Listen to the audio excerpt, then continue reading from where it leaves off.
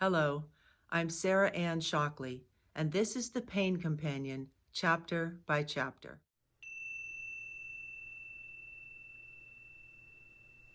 Chapter 17, Communicating with Pain. Once I realized that pain was not going to be leaving my body anytime soon, and that I simply didn't understand its purpose, I decided to meet it face to face, so to speak. I wondered what pain would look like if it appeared in front of me for the purposes of a dialogue. This intrigued me. If pain took form, I could ask it questions. I could see the meaning it held in the form it took. I could see it as something with boundaries rather than an all-consuming reality. From that point on, I began to dream up new avenues of dialogue with pain in order to understand how it connected with and was interwoven through both the physical and the non-physical layers of myself. I created ways to interact with pain differently, to establish a new kind of relationship with it and ultimately with myself. I began by getting quiet. I asked pain questions. I wrote letters to pain. I played with the idea of pain as a messenger, a character, a force for good. I wanted to know what pain had to do with me and how it expressed as me and through me. I turned my ideas about pain on their head. The results were very encouraging. Pain did not leave my body all at once or even completely at that time, but it began to get quieter, less intense. It reacted like a wounded creature that finally felt safe, or an angry child soothed. It stepped down, so to speak. It relaxed. And the most important thing I found was that I needed to allow pain to be what it was, as it was, before I could expect it to move on. I understood that in some strange way it felt heard and respected. That seemed like an absolutely key understanding.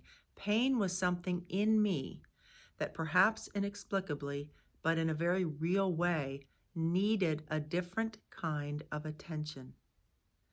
It occurred to me that pain wouldn't leave until I recognized its purpose and said yes to whatever it needed to give me, tell me, or show me.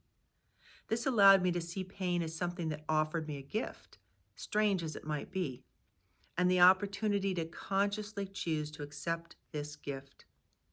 I began experimenting with how I related to the pain in my body and how that relationship affected all the other relationships in my life, including my relationship with myself. To me, pain seemed very much like a little child pulling on a pant leg and whining. You keep telling the child to stop and be quiet, but they only get more upset.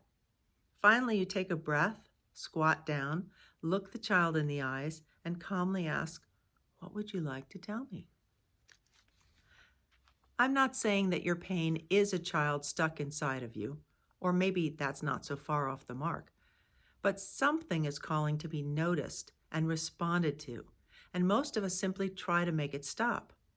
I discovered that when I decided to give pain all the time it needs, turn toward it, so to speak, and pay attention to it, it almost immediately began to relax and release. I wanted to find out if the gift or the message was from pain itself, from life, from my body, or from me to me. Or maybe it didn't matter. It was all really the same thing.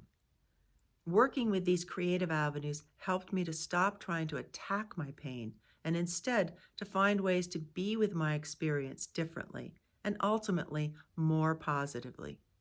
They opened the door to listening to, hearing, and responding to pain in ways that were more conducive to deep healing. Chapter 18, Soothing the Wounded Animal. One of the most useful metaphors I've found in working with pain is to imagine it as a wild animal, injured and alone. What would we do if we found a wild animal shivering, scared, hurt, and bleeding in our home? We certainly wouldn't want to rush right up and try to touch it or move it because we'd most probably frighten it more and the animal would feel threatened and possibly bite us. What would be our reaction to this situation? Would we get angry with the animal for ruining our home and shout at it? Would we try to find a way to forcibly remove it?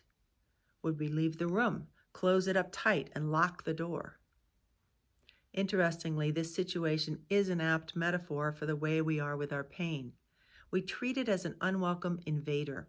We want it out of our body as fast as possible. We try to find the animal control person to have it removed. Yet it refuses to budge. We try to ignore it, but it's in there growling or howling or whimpering all the time. What do we do? If we decide to help the wounded animal in our house, we might try opening the door very slowly and enter the room a little ways or just stand in the doorway. We would let the animal know we're there and we're not going to hurt it. We would let it get used to our presence. We would look at it with kindness and just be with it. We might sit down so we don't appear threatening. As we do this, the animal begins to look differently to us, and it looks at us differently.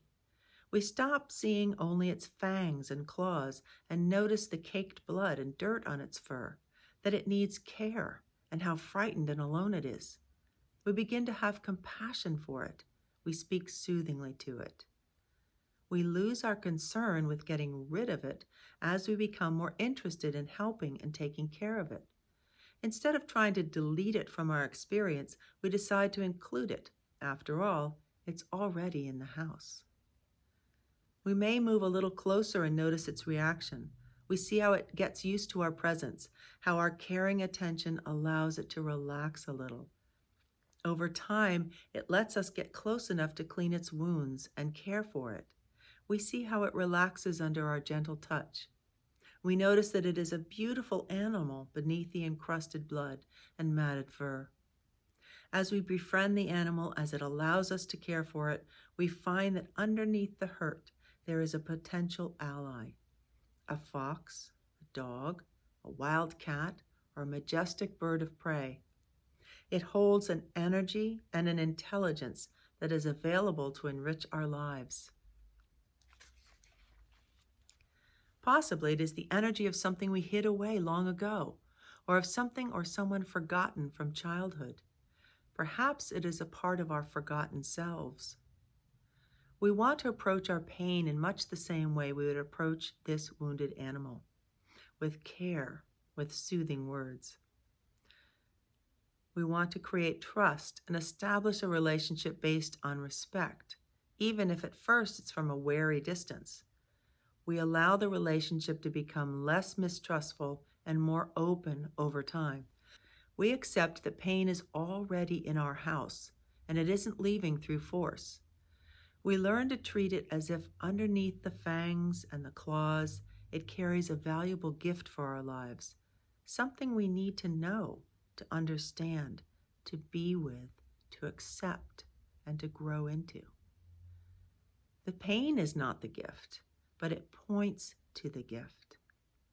It is a signal that the wounded animal has arrived and needs our respectful and caring attention. Our refusal to accept the pain, the presence of the wounded animal inside ourselves, creates a situation in which the messenger must wait and wait for us to pay it the attention it requires. It becomes locked up in a room in our house, so to speak, waiting for us to discover its purpose. Pain that refuses to leave, that becomes chronic, may be at least partially related to our misunderstanding of pain's purposes, our inability to see and accept the gifts that pain brings. Our reluctance to find the gifts in our pain may be a product of ignorance, of course. We've been taught all our lives that pain is bad, and our natural reaction is to avoid it. Another aspect of our reluctance to be with the wounded animal may also be because, in order to help the animal to become its caretaker, we must change our perspective. We must alter our perspective from seeing the animal as a dangerous nuisance to seeing it as a potential friend and ally. Because pain is part of our experience of ourselves right now, this means that healing requires that we also change our perspective on ourselves, at the very least, and very possibly on life, on others, on the past, and on the future. We must shift something within us in order to receive the gift that pain brings. We must approach a painful aspect of ourselves and soothe it, accept it, respect it, and allow it to unfold its message and its story.